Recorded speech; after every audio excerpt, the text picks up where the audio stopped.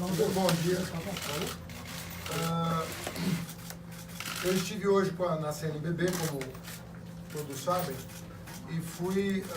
primeiro, tem uma relação antiga com a CNBB, em função da minha passagem pelo Ministério da Educação. Eu estava no Ministério da Educação quando o Brasil celebrou, com a Santa Sé, um acordo muito importante, que até hoje é muito valorizado pelos católicos do Brasil. E em função desse relacionamento, eu vim ouvir a CNBB sobre os temas que mais preocupam os católicos, porque a maioria do povo brasileiro é católico. E eu vim ouvir a opinião do Dom Leonardo sobre quais eram os temas centrais da campanha presidencial para os católicos.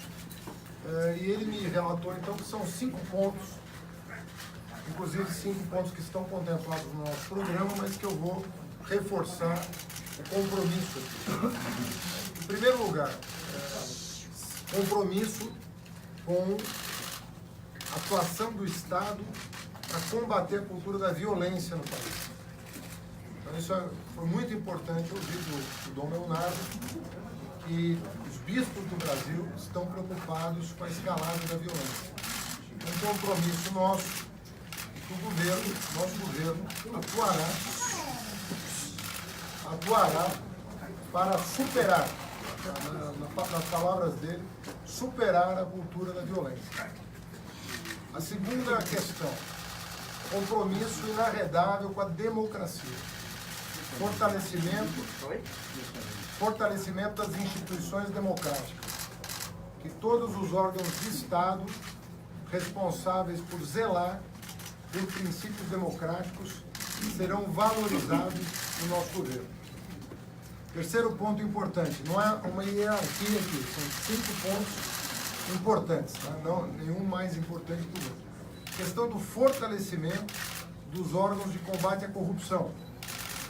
Polícia Federal, Ministério Público, Poder Judiciário tem que continuar a receber apoio, tanto quanto possível, do Poder Executivo, para se manterem fortes, autônomos e independentes. Também nos comprometemos com esse terceiro item. A Polícia Federal, Ministério Público e Poder Judiciário. Fortalecimento, e fortalecimento não é só orçamento. Fortalecimento é garantir autonomia e independência dos poderes para que eles possam atuar no combate à corrupção.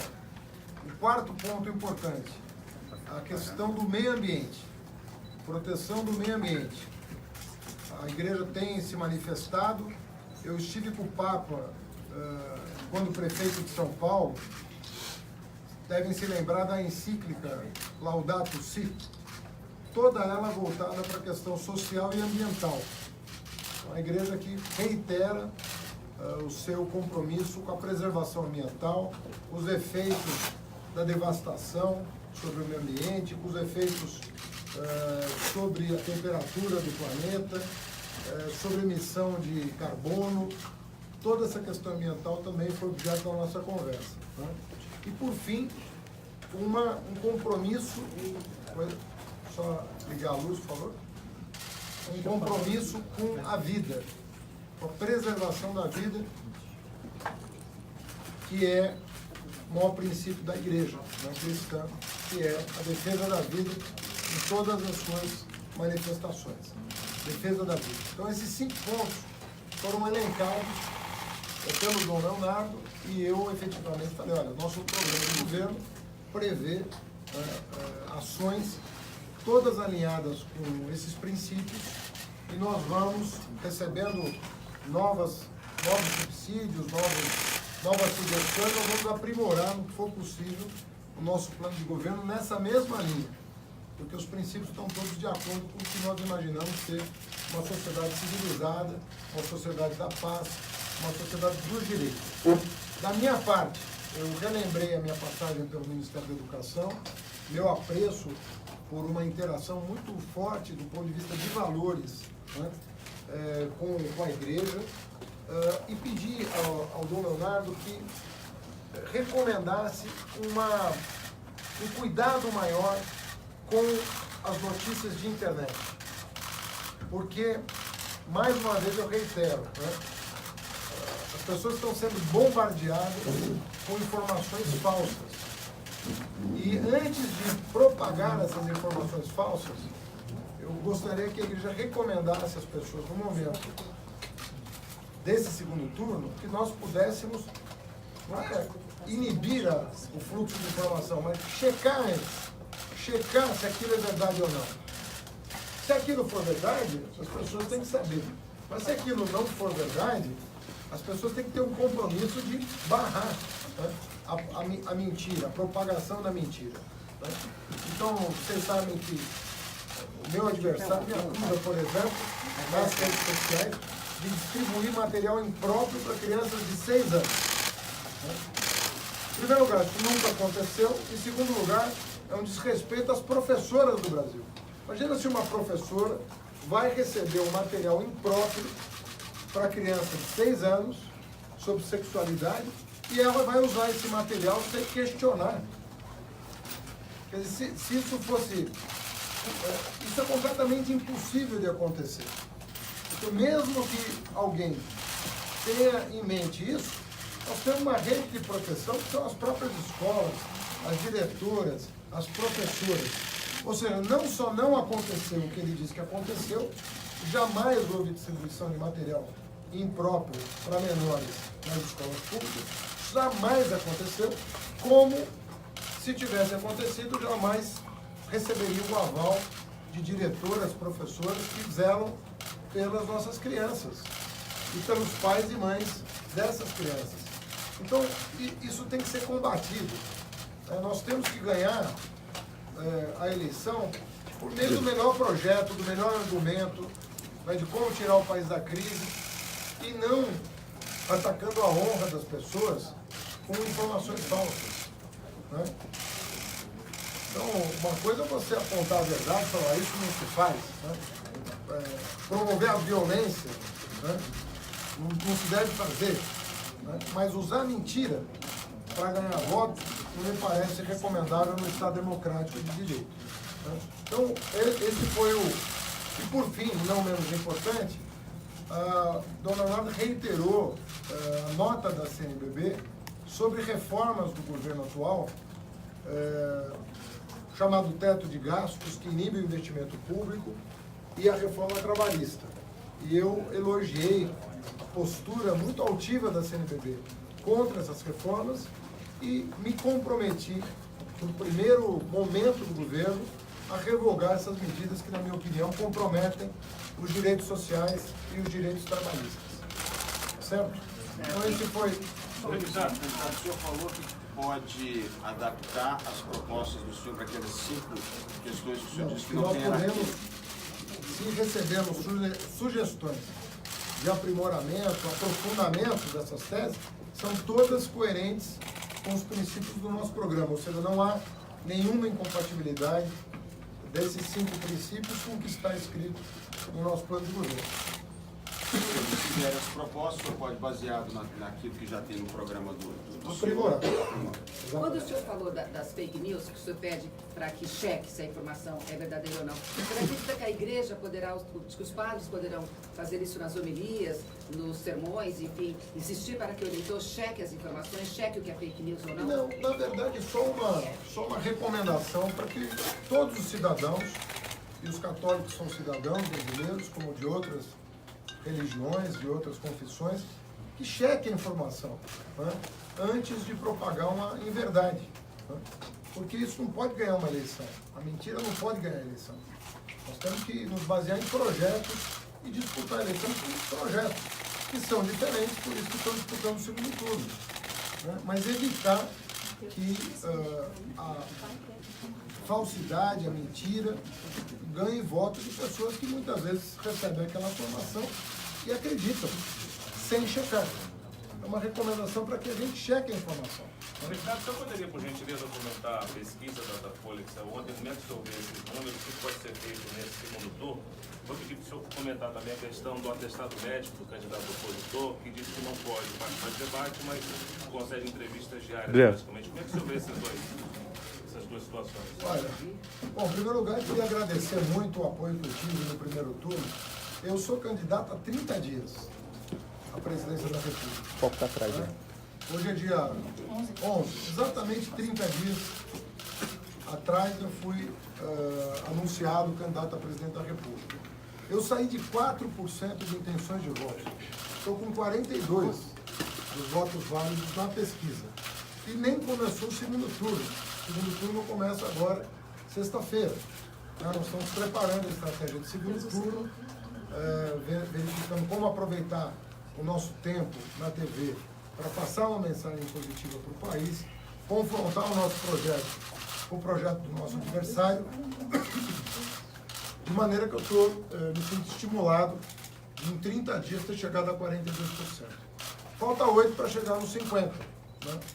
Quem saiu de 4 para 42 tem chance de chegar a 50 com mais 2 semanas de trabalho. E é o que eu vou buscar. Tivemos a felicidade de ter o apoio formal do PDT, né, do Ciro. O Ciro manifestou o seu apoio à nossa candidatura. Um apoio crítico. Apoio crítico. Todo apoio é crítico. Quando não é você mesmo, todo apoio é crítico. Mas manifestou o apoio à nossa candidatura. Já havia se referido à candidatura do nosso adversário como um desastre para o país. E por isso manifestou o apoio. De maneira que eu penso que as forças democráticas estão ganhando impulso nesse segundo turno. Né? Chegamos aqui na quinta-feira já com um rol de personalidades e de pessoas que percebem o risco que a democracia no Brasil está correndo. Então, para mim, é uma grata satisfação ter tido o apoio dos governadores Ricardo Coutinho, do Paulo Câmara, hoje do Ciro Gomes, do Guilherme Boulos, que são pessoas que são referências na sociedade e que podem nos ajudar a buscar esses 8% para que nós possamos vencer as eleições. Olha, eu não vou... eu sou leigo no assunto, mas me parece contraditório uma pessoa não poder debater, poder dar entrevista. O que é uma entrevista? Uma entrevista é um debate com um jornalista. Né? Não é isso que é uma entrevista? É um debate com um jornalista. Qual a diferença entre um debate com um jornalista e um debate com um adversário? Candidato, queria que o senhor comentasse dois finalizações. Eu sou educador. Eu sou educador. Eu vou tratá-lo com a maior deferência, como adversário, respeitosamente. Não tem razão para temer um debate. Né? Às vezes o jornalista é mais duro do que um adversário. Mas eu acho que o Brasil merece um debate. Né? Aliás, um não. Né? Em geral, são 4 debates no segundo turno. Candidato. O senhor teve ontem com o presidente do PSB, Carlos Siqueira. Queria saber como foi a conversa e como que os governadores do PSB vão ajudar, se eles vão fazer atos com o senhor nos estados, em São Paulo, como vai ser? Todos os governadores do PSB eleitos estão engajados na campanha imediatamente, até porque parte deles já foi eleita no primeiro turno. Fiz referência a 2 governadores, o Paulo Câmara, que se reelegeu, e o Ricardo Coutinho, que fez o sucessor. E se colocaram totalmente disponíveis. Obviamente que eles têm o governo, né, da Paraíba e de Pernambuco para tocar, mas à noite, final de semana, estão disponíveis para nos ajudar. E os candidatos, São Paulo, DF e Sergipe, o senhor acha que o senhor vai ter palanque? No caso do DF e de São Paulo, houve a liberação para neutralidade por parte do PSB. Né? Mas nós vamos conversar com eles também. Candidato, eu gostaria, por favor, que o senhor comentasse 2 finalizações que foram dadas ontem.